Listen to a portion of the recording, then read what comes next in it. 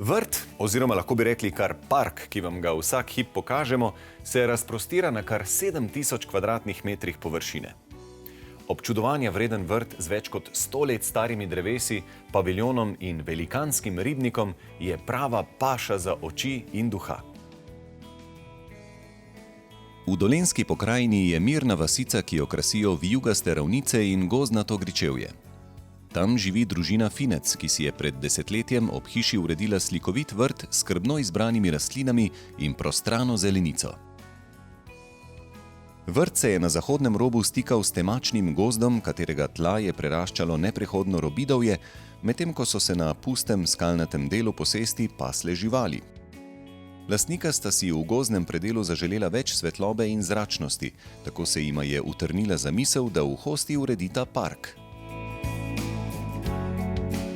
Svoje želje sta zaupala vrtnemu oblikovalcu Mihi Sulimanu Grudzinskemu, ki je s smelim načrtovanjem in drznimi zasaditvami poskrbel za pravljično prizorišče.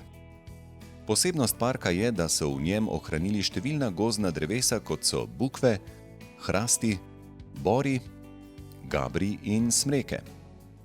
Drevje, ki tam raste že več kot 100 let, tvori ogrodje parka. Pod krošnjami pa je blaga senca, ki prija hostam, hojheram, praprotim in hortenzijam. Park družine Finec obsega 7000 kvadratnih metrov površine. V osrednjem delu stoji eleganten paviljon z žlebičastimi stebri, lesenimi stropniki in kovanimi elementi. Od tam je imeniten razgled na vasico, kot tudi na celoten park. Privlačen za oko in uho je velikanski ribnik, v katerem je 30 000 litrov vode.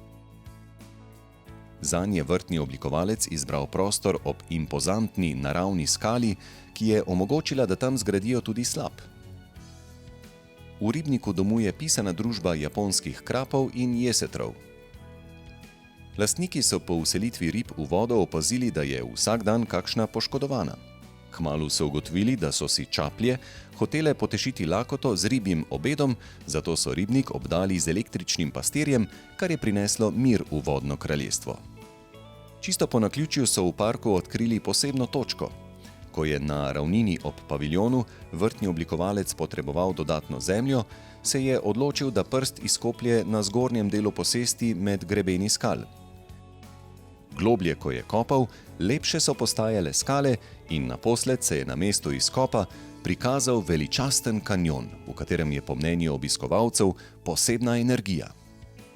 Skalnata globina sredi najbolj vročega poletja ponuja tiho spokojnost in hladno svežino. Tudi pogled z mostička v kanjon je naravnost presunljiv. Če domači želijo posedeti v parku, jim premišljeno zasnovano okolje ponuja obilo možnosti za to. V posebnih kotičkih si lahko privoščijo klepet, opazujejo rastline ali tiho meditirajo, bodisi na leseni klopci med skalami, na stolih iz sodov, pri kupnih štorih, ki so razvrščeni ob potki, ali na kovanih stolih s srčastimi naslonjali in lesenimi sedali, umeščenimi na podestu pod staro bukvijo.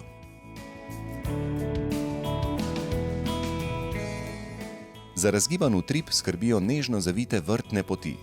Te so ponekod posute z drobljencem, drugod so kamnite ali preprosto travnate.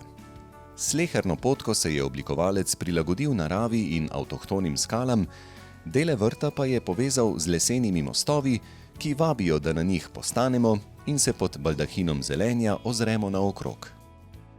Lastnikov bratranec je iz jeklene žice oblikoval jelena, ki bdi nad parkom kakor čuvaj. Na več koncih so postavljene ptičje hišice in krmilnice. Svojvrsten čar okolici podarja ribja skulptura iz železa zrjasto patino, ki jo je oblikoval Primož Šinkovec. Njegova umetnina je tudi žabja svadba, ki jo je upodobil na vratih zemljanke, za katerimi je skrita filtrirna naprava za čiščenje vode iz ribnika. Velik park potrebuje tudi redno vzdrževanje.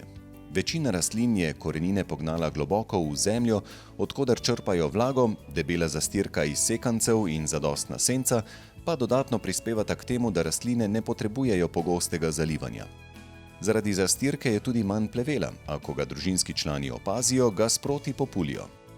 Da se trava ne bi razširila s stratne površine na gredice, so potke obrobljene s kamnitimi kockami in jeklenimi trakovi, ki travi onemogočajo preskok med pisane rastline.